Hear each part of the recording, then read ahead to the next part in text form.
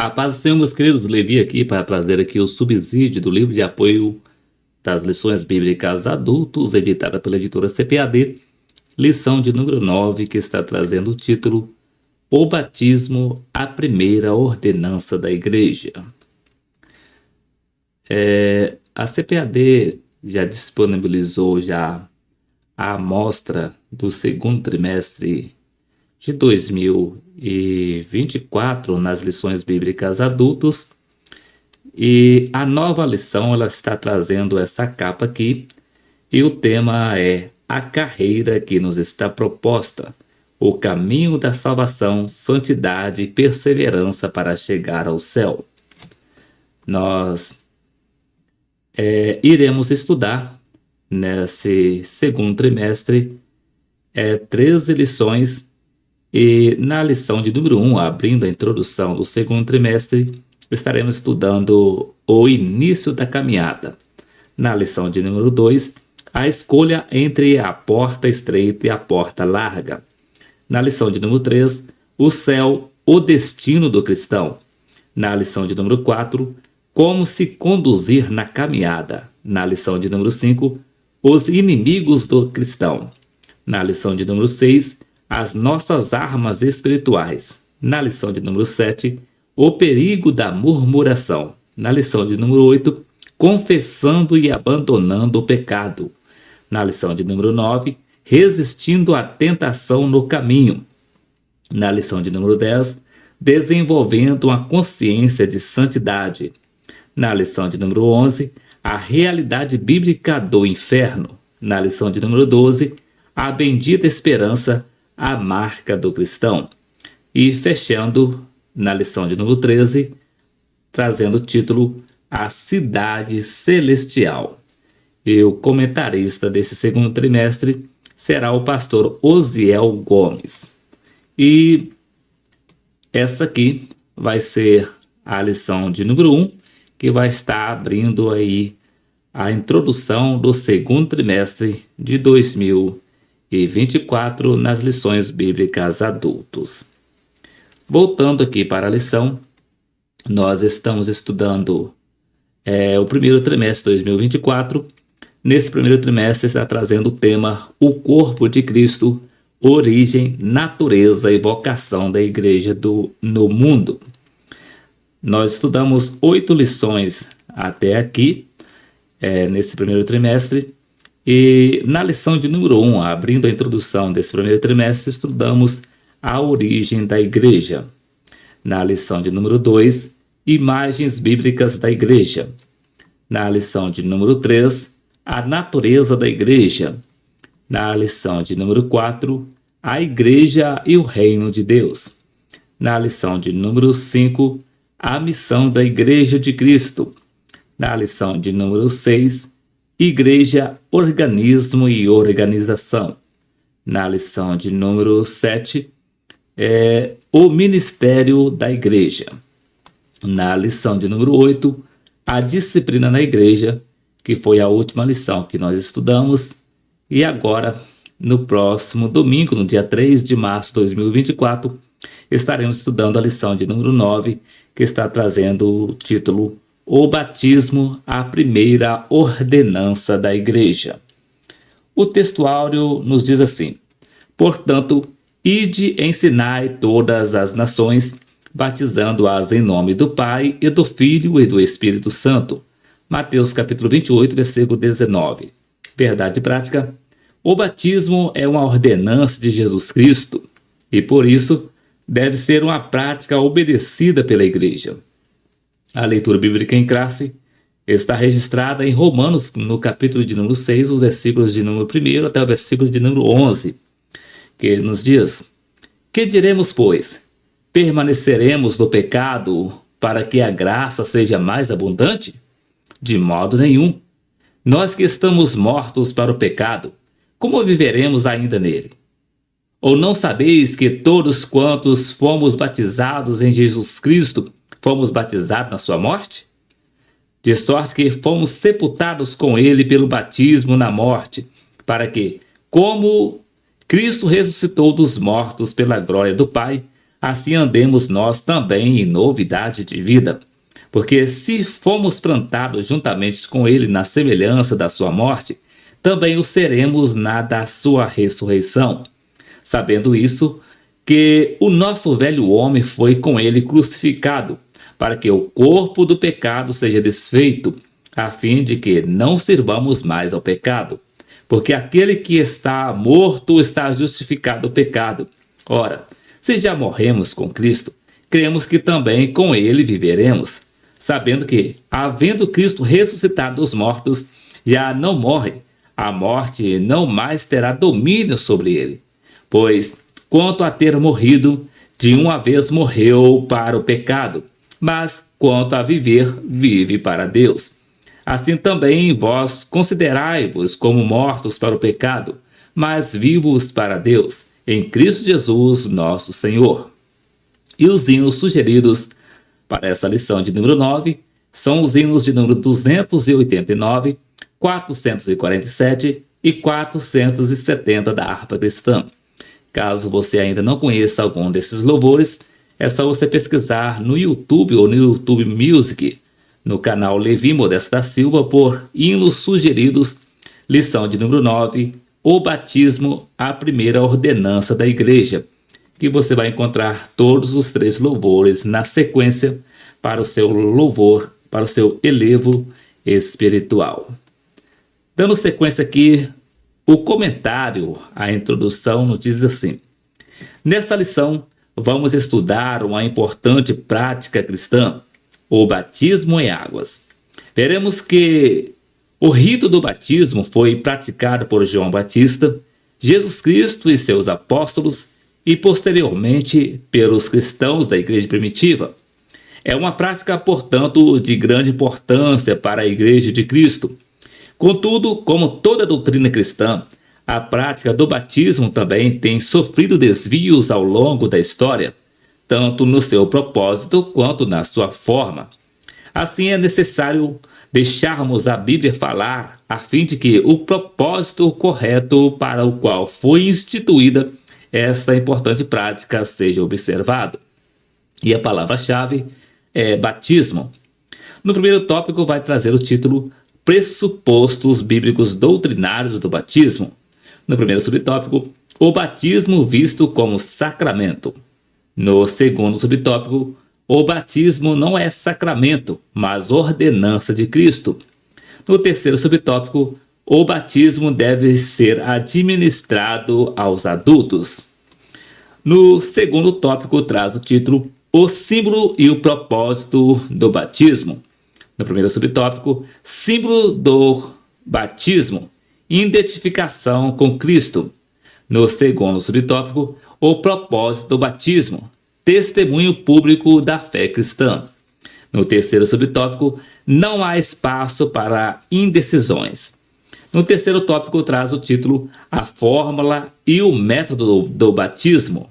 No primeiro subtópico, Fórmula Trinitária do Batismo. No segundo subtópico, Forma Herética do Batismo. No terceiro subtópico, Imersão, o método bíblico do batismo. E voltando aqui, ou indo para o livro de apoio, no capítulo de número 9, que está trazendo o título O Batismo, a primeira ordenança da igreja nos diz: que diremos, pois? Permaneceremos no pecado para que a graça seja mais abundante? De modo nenhum. Nós que estamos mortos para o pecado, como viveremos ainda nele? Ou não sabeis que todos quanto fomos batizados em Jesus Cristo, fomos batizados na sua morte? De sorte que fomos sepultados com ele pelo batismo na morte, para que, como Cristo ressuscitou dos mortos pela glória do Pai, assim andemos nós também em novidade de vida.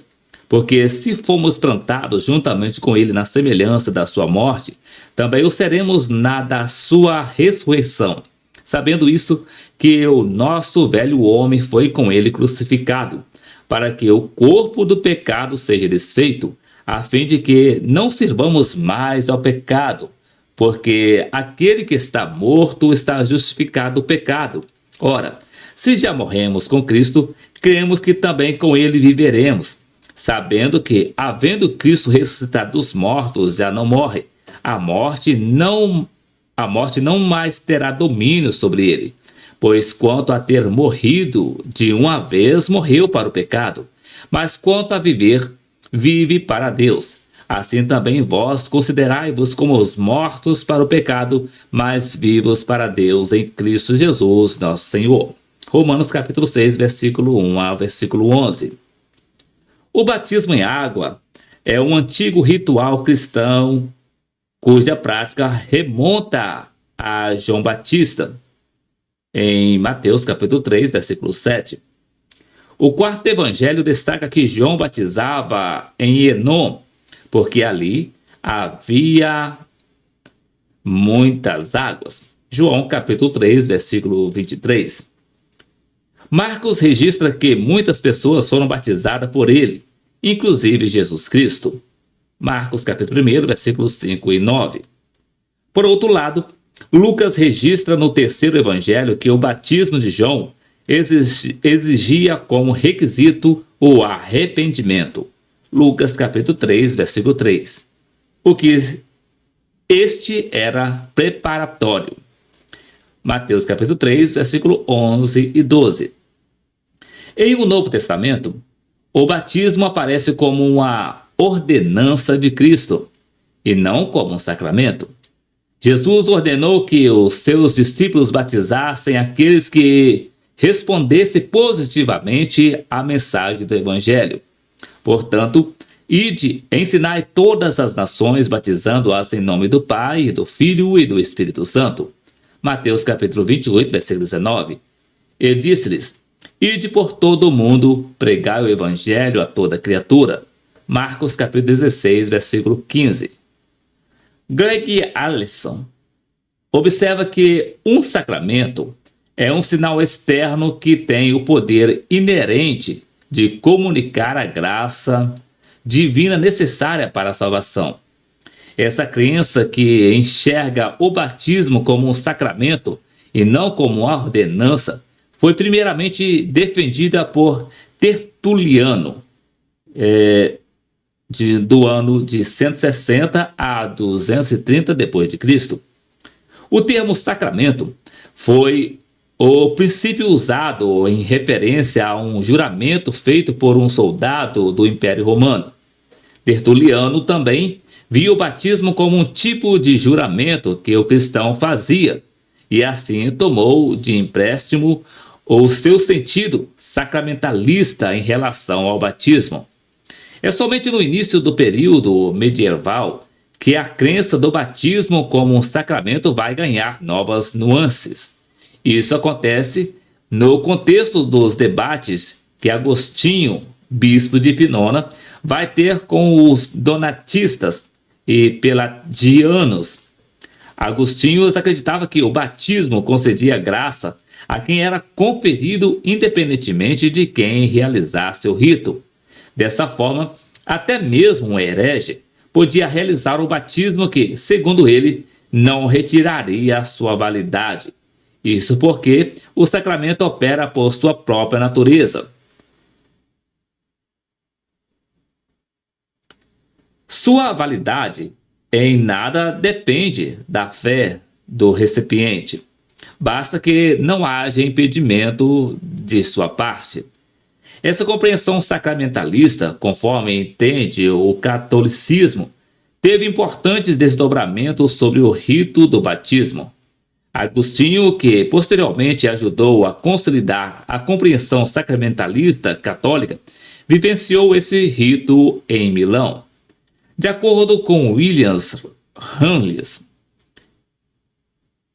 ele comenta: o rito começava precisamente diante do batistério, com o efrata, uma abertura dos sentidos, lembrando o episódio do Cristo abrindo os olhos no céu, em Marcos capítulo 7, versículo 34.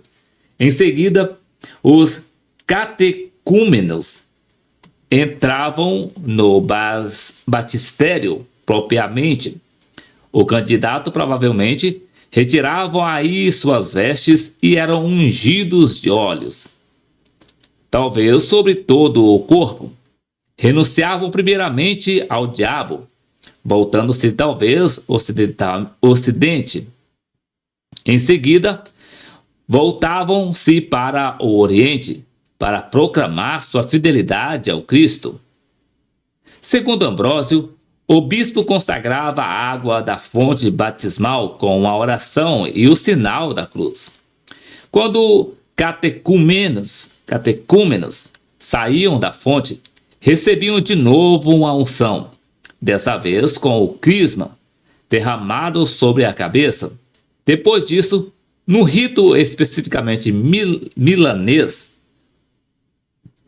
o bispo lavava os pés destes catecúmenos. Em seguida, eram vestidos de novas vestes brancas. Seguia-se a confirmação, na qual o bispo invocava o Espírito Santo pedindo os 7 dons mencionados em Isaías capítulo 11, versículo 2. E os catecúmenos eram marcados com o sinal da cruz, provavelmente com o crisma. No Ocidente Latino, essa unção pós-batismal será mais tarde o sacramento da confirmação, mas nessa época era parte integrante da celebração do batismo.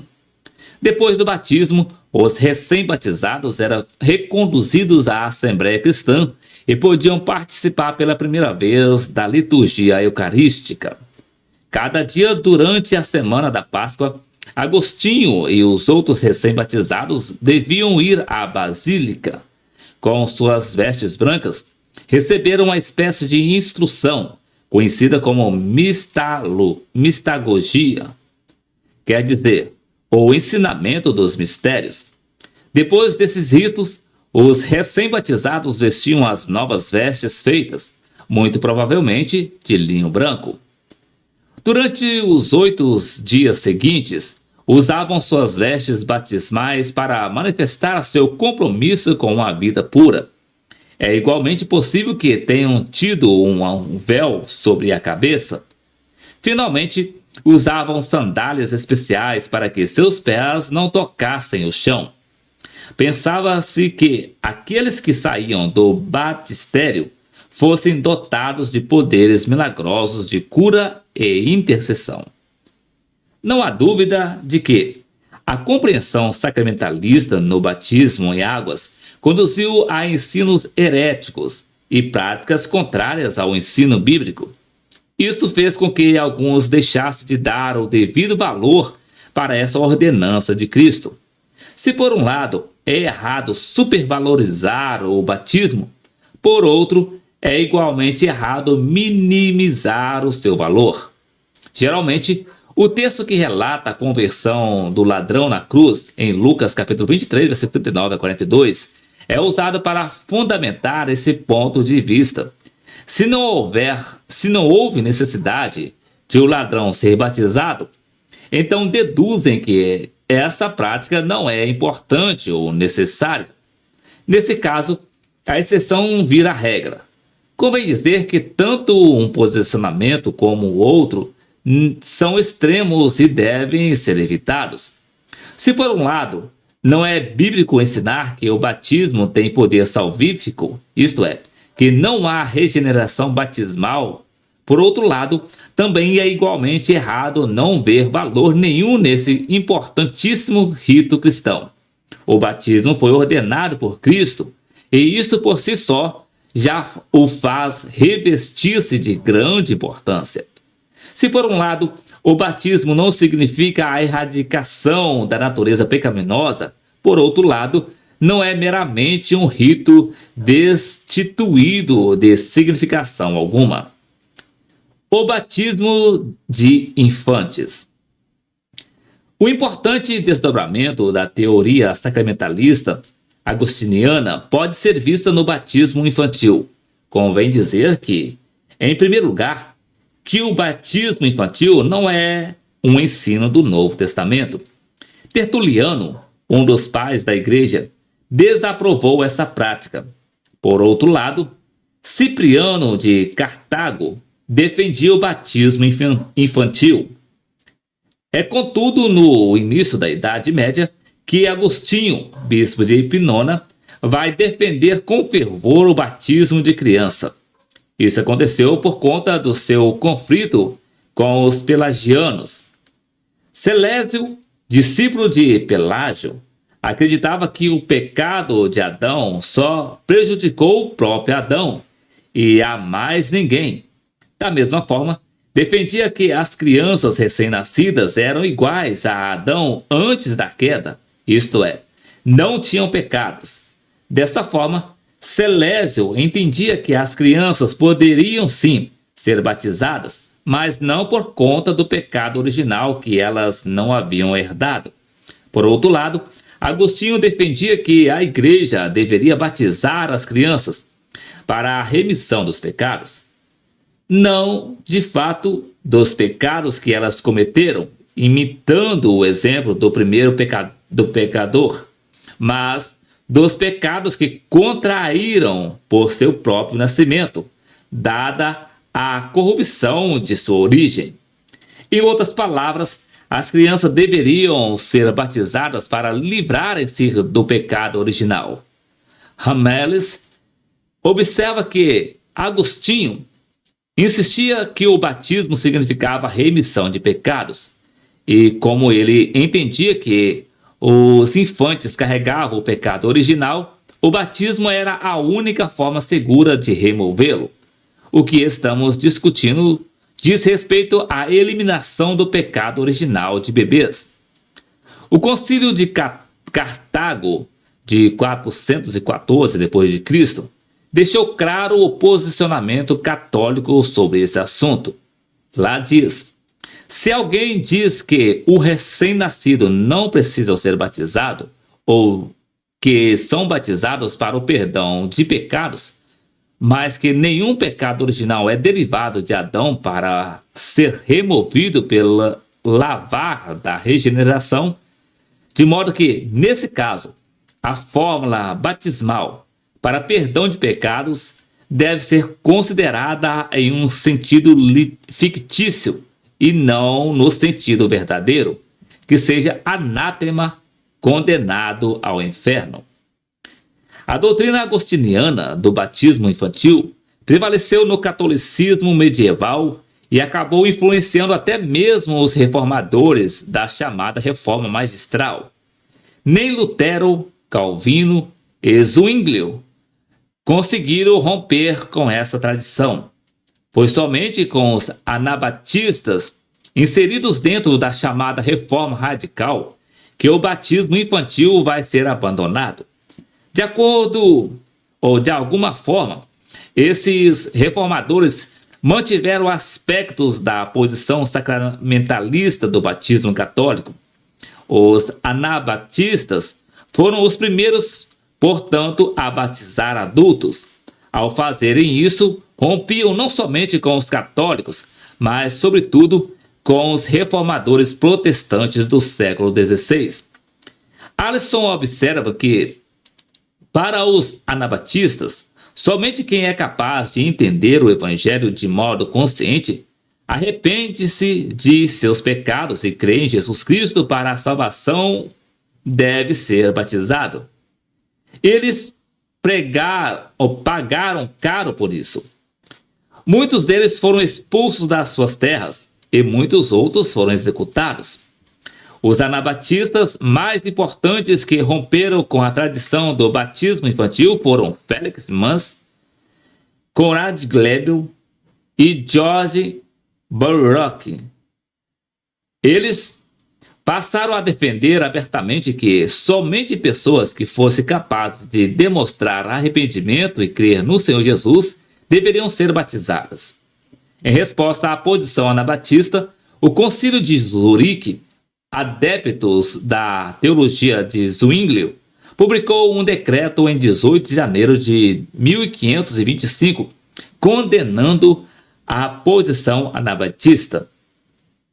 Nesse concílio, eles disseram: embora tenha surgido um erro a respeito do batismo, de que crianças pequenas não devem ser batizadas enquanto não chegarem à idade de prestação de contas e souberem o que é a fé, e embora alguns tenham, consequentemente, deixado de providenciar para que os seus filhos fossem batizados, nossos senhores, o burgomestre, o concílio e o grande concílio realizaram um debate a respeito dessa questão, para descobrir o que as escrituras sagradas têm a dizer a seu respeito, uma vez que eles constataram nas escrituras que, não obstante esse erro, as crianças devem ser batizadas assim que nascem.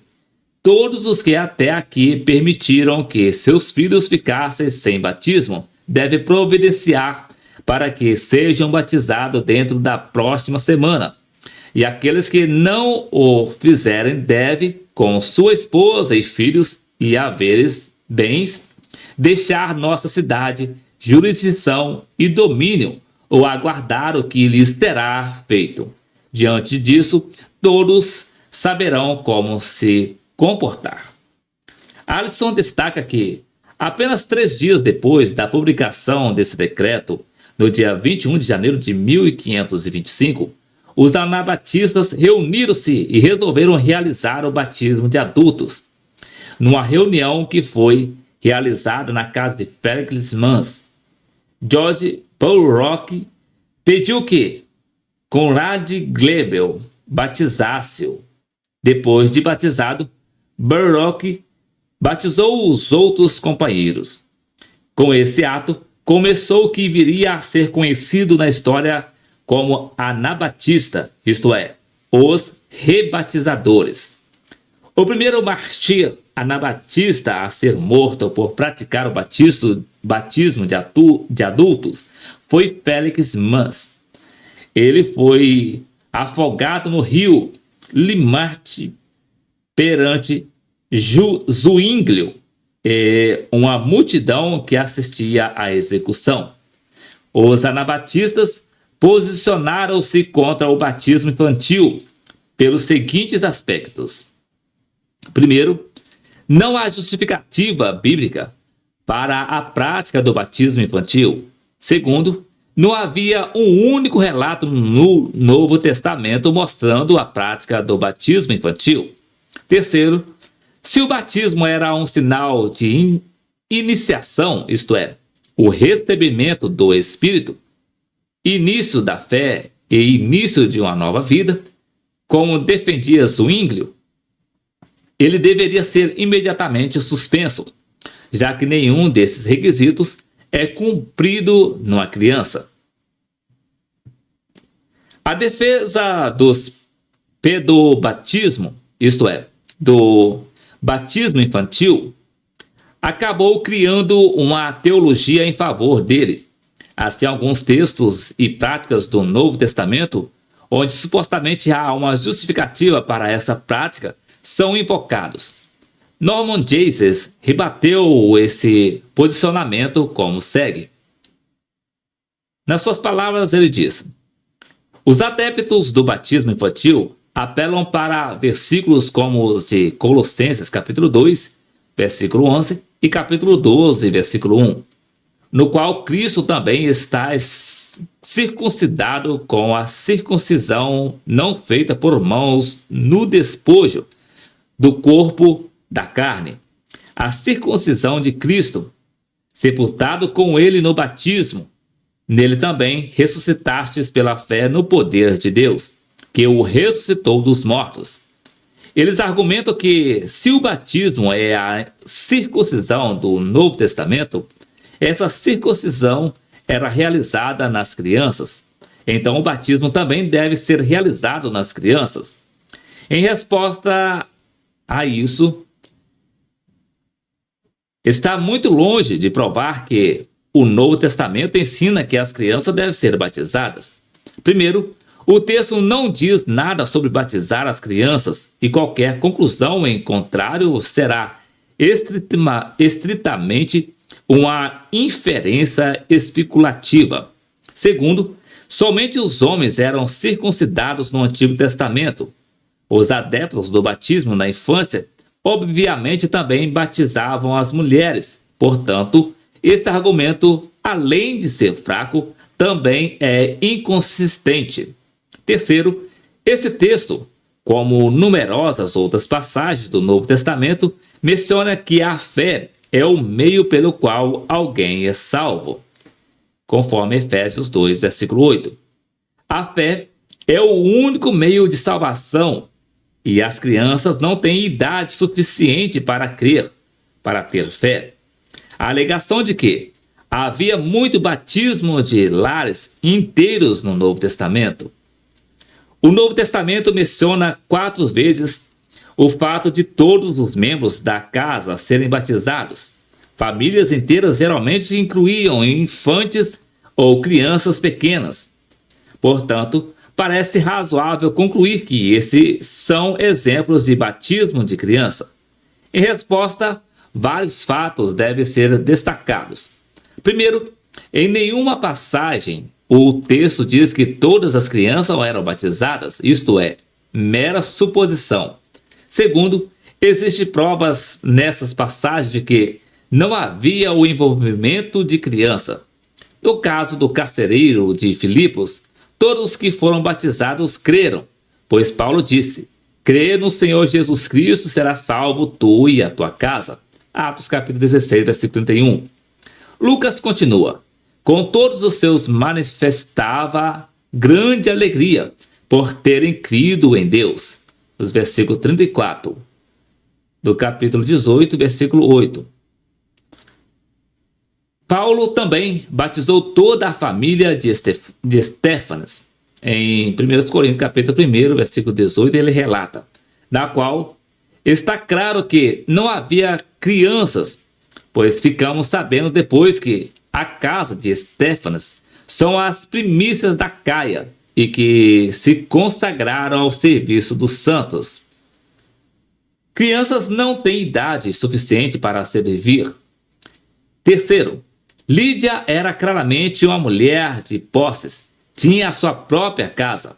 Atos capítulo 16, versículo 15 e versículo 40.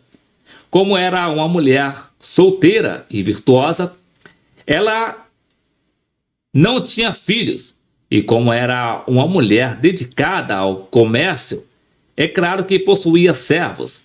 Assim sendo, sua casa seria formada apenas por adultos. Novamente, então, tudo que é a favor do batismo de criança pertence a um argumento silencioso. Atos capítulo 16, versículo 15, não diz nada sobre criança sendo batizada. O símbolo do batismo. Biblicamente, o batismo é um símbolo visível de uma realidade invisível. O teólogo sistemático Augustus Armstrong escreveu sobre o que seria um símbolo, um rito e uma ordenança. Ele diz: quero estabelecer bem uma distinção entre cada uma das 3 palavras, símbolo, rito e ordenança. Primeiro, símbolo é o sinal ou representação visível de uma verdade ou ideia invisível. Por exemplo, o leão é símbolo da força e da coragem, o cordeiro da mansidão, o ramo de oliveira da paz, o cetro do domínio, a aliança do casamento e a bandeira do país. Os símbolos podem ensinar grandes lições. A lavagem dos pés dos discípulos de Jesus ensinava a sua descida do céu para purificar e salvar, e o serviço humilde requerido dos seus seguidores. Segundo, rito é o símbolo que se emprega com regularidade a intenção sagrada. Os símbolos tornam-se ritos quando empregados dessa forma. A imposição de mãos na ordenação e o cumprimento apertando a mão direita em sinal de companheirismo são exemplos de ritos autorizados na igreja cristã. Terceiro, ordenança é um rito simbólico que destaca as verdades centrais da fé cristã e é de obrigação universal e perpétua. O batismo o batismo e a ceia do Senhor são ritos que se tornaram ordenanças através da determinação específica de Cristo e através do relacionamento delas com as verdades essenciais do reino de Cristo. Assim também, John Landers observa que o fato de alguns transformarem o batismo e a ceia em meios da graça, ou sacramento, não deve levar os mais esclarecidos a menosprezarem os atos que Cristo ordenou, além dessa ênfase negativa que se torna necessária. É preciso apresentar uma doutrina positiva das ordenanças. Uma ordenança é um símbolo, isto é, ela concretiza uma ideia abstrata. A bandeira brasileira é o requerido símbolo da terra. A bandeira não é o Brasil, mas ela representa o Brasil. O brasileiro respeita a bandeira não por seu pano ter uma qualidade especial, mas porque ela representa seu país. Um símbolo participa da realidade que a representa. O motorista vê na sinalização uma seta, chamando sua atenção para uma curva à frente. A seta é um símbolo. Ela praticamente dispensa explicação. Ninguém esquece o sentido da seta, porque ela, sendo símbolo, participa da realidade que representa. O batismo e a ceia do Senhor são verdadeiros símbolos, porque participam da realidade que representam. O batismo simboliza sepultamento e ressurreição, e os elementos da ceia simbolizam o corpo e o sangue de Jesus Cristo. O significado das ordenanças é inesquecível, porque elas encerram sua própria mensagem com naturalidade. As ordenanças simbolizam a cruz e a ressurreição. A repetição desses atos, através dos séculos, serve como aviso constante da obra salvadora de Jesus Cristo na história. As ordenanças não são apenas alegorias morais, símbolo de sentimentos nobres ou preceitos bonitos. Muito mais, elas testificam poderosamente do evento central de Deus na história. Por essa razão, as ordenanças permanecem como símbolos para a observação perpétua até a volta de Cristo. Elas estão sempre diante do povo de Deus, chamando-o de volta às realidades centrais da fé. O que é, afinal, uma ordenança? É um ato simbólico ordenado por Jesus Cristo para a observação perpétua até a sua volta, como testemunha das verdades centrais do Evangelho e cuja celebração representa um fator constitutivo da Igreja. A exposição teológica de Strong e Landers são complementares. Elas revelam que o batismo simbolicamente mostra nossa identificação com Cristo. Na verdade, o batismo é um público testemunho de fé de nossa nova vida em Cristo. Mediante esse rito, estamos mostrando ao mundo que nos identificamos na morte e ressurreição de Jesus. Assim como Cristo morreu, foi sepultado e ressuscitou, da mesma forma, por intermédio do batismo, estamos unidos com Ele. Não somos mais filhos desse mundo.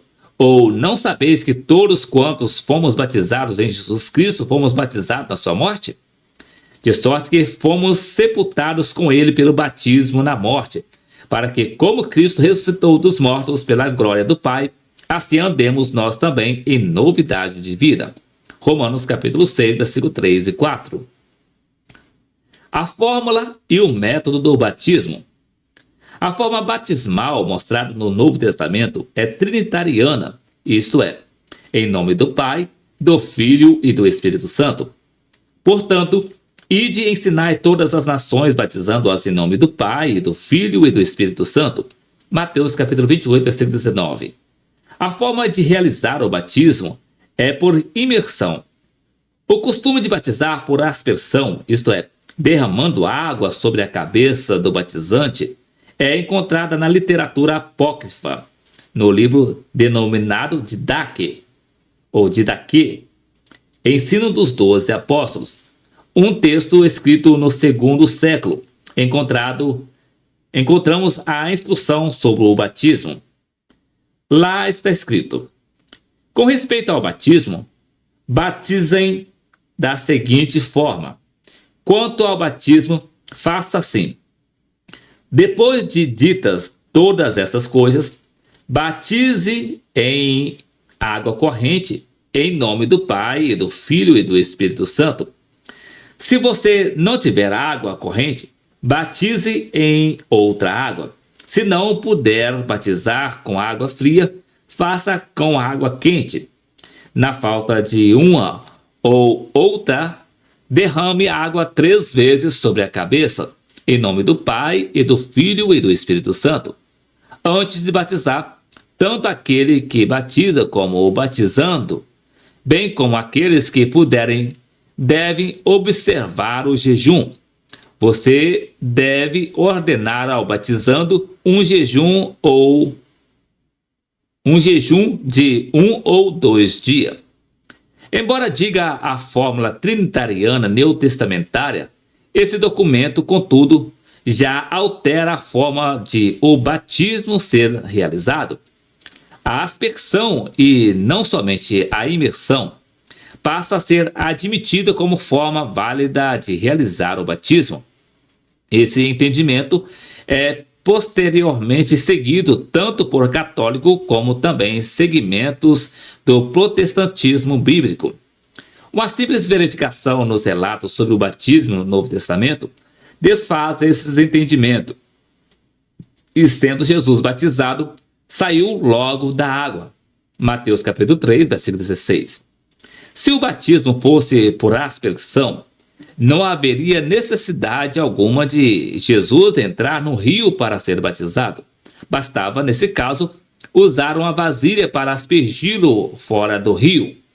Ora, João batizava também em Enom, junto a Salim, porque havia ali muitas águas, e vinham ali e eram batizados. João capítulo 3, versículo 23. Essa observação de que ali havia muitas águas seria totalmente desnecessária se o batismo fosse por aspersão. O fato de haver muitas águas deixa claro a necessidade de imergir o candidato na água, e desceram ambos as águas, e saíram da água. Atos capítulo 8, versículo 38 e 39. Mais uma vez, essas observações dadas por Lucas com respeito ao batismo do eunuco realizado por Filipe seriam totalmente desnecessárias se o batismo não fosse por aspersão. No contexto do Novo Testamento, portanto, o batismo segue a fórmula trinitária e é realizado por imersão. Voltando para a lição, a conclusão ela nos diz assim: procuramos abordar as questões mais relevantes concernentes ao batismo em águas. Mostramos que, embora não tenha a atribuição de salvação e quem dele participa, o batismo é, sim, uma prática que deve ser levada a sério por todo crente que quer seguir as palavras de Jesus. Por meio do batismo, nos identificamos com Cristo Jesus e tornamos pública a nossa profissão de fé. Então, meus queridos, esse aqui foi o subsídio do livro de apoio das lições bíblicas adultos, editado pela editora CPAD, lição de número 9, que trouxe o título O Batismo, a Primeira Ordenança da Igreja. Na próxima semana, se o Senhor Jesus nos permitir, regressaremos aqui para trazer aqui o subsídio do livro de apoio das lições bíblicas adultos, lição de número 10, que vai estar trazendo o título A Ceia do Senhor, a Segunda Ordenança da Igreja. Que Deus em Cristo abençoe a sua vida e até o próximo vídeo, querendo o Senhor Jesus.